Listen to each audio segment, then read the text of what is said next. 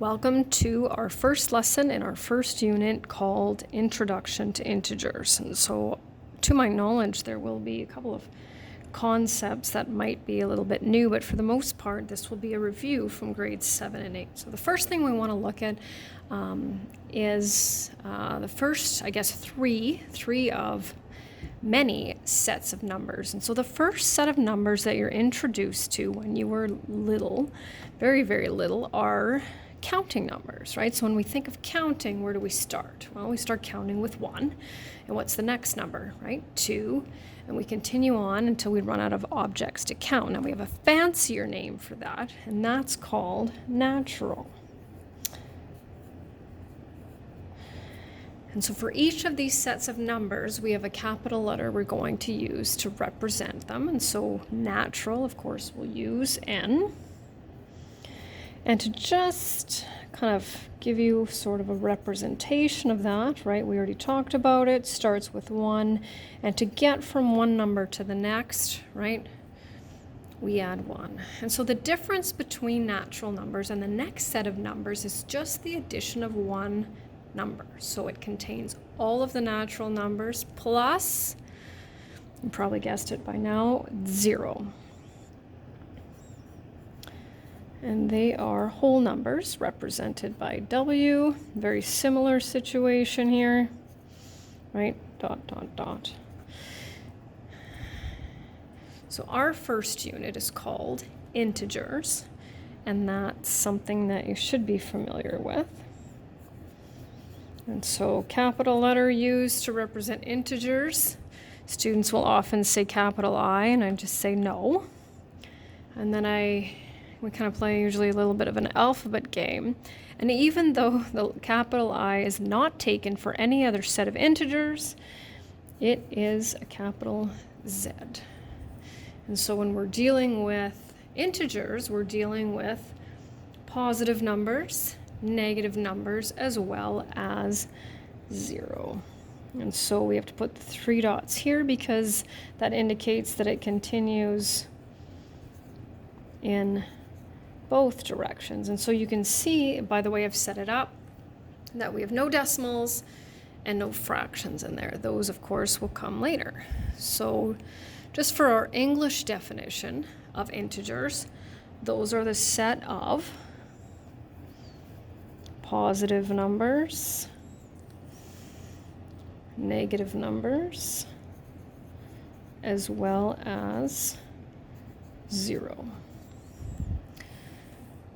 0 is neither positive nor negative and has no sign. And how do we get from one integer to the next?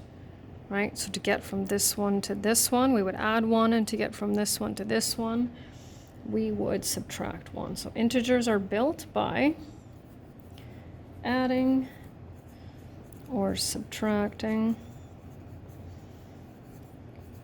1 to the previous integer. How many integers are there? Well, with the dot, dot, dot, right? Any integer you can think of, you can either add or subtract 1 to it, right? So there are an infinite number of integers.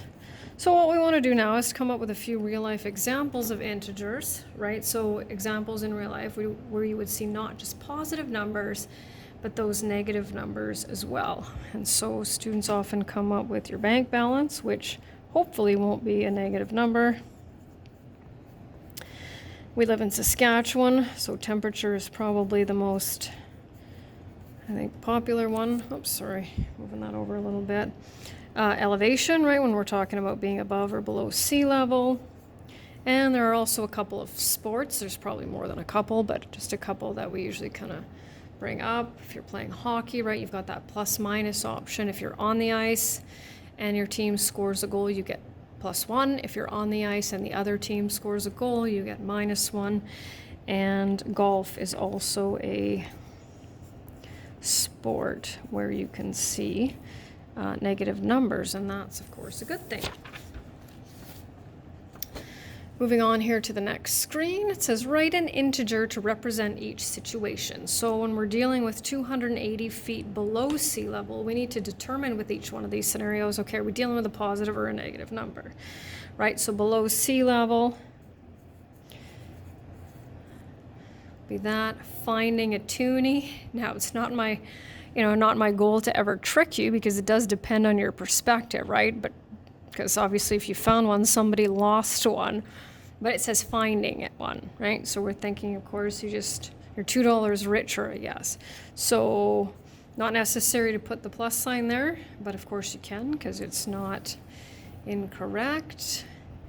And there are days where I teach this lesson and it is 35 degrees above zero. It's kind of why I keep it there. So of course that's plus. And 3 steps backwards would be -3. A positive integer does not have to have a positive sign in front of it. 3 and +3 are both positive. Is there another way to write a positive integer? And if you look at my next question, which says, what is it? We can assume that the correct answer is yes. So if 3 is one way to do it, +3 is another way to do it. Can you think of another one? So usually what I have to do is I have to give students a little bit of hint, and I'd say it actually involves negative signs. So if we kind of go maybe way back, right? When we are subtracting a negative, we are actually adding. Okay, so opposite of -12, +12, right? Opposite of 21, -21. So we just have to look at the signs, of course, and pick the opposite. And that actually, the reason I do this is because when we review subtracting integers, I'm going to give you another strategy that might help you out with that. Okay, so now we're going to compare the following pairs of integers using greater than or less than. So if you learn this with the alligator eating the bigger number, then by all means go ahead, right? We want that kind of open space to be pointed towards the bigger number. So 9 greater than 4, 0 is less than 8, -2 is less than 17, -2 is greater than -10, and we're going to be working with number lines as well just to make sure that we have a good number sense before we kind of get into the algebra part. -6 is less than -5, and -13 is greater than -14. And so now we have our, I guess it's called a graphic organizer,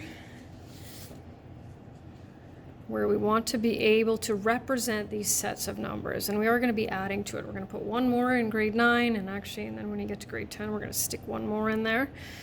So what we want to do is, even though each set of numbers has an infinite number of numbers in them, right? We still want to be able to kind of point out which set of numbers has the fewest infinite number of numbers. I hope that makes sense, right? So the first set of numbers we talked about was natural, N, right? The next set, whole, which was the W, and then our integers, right, which was the Z. So which numbers only fit into the integer category, right? So we've got those, because we know that natural numbers and whole numbers can't be negative.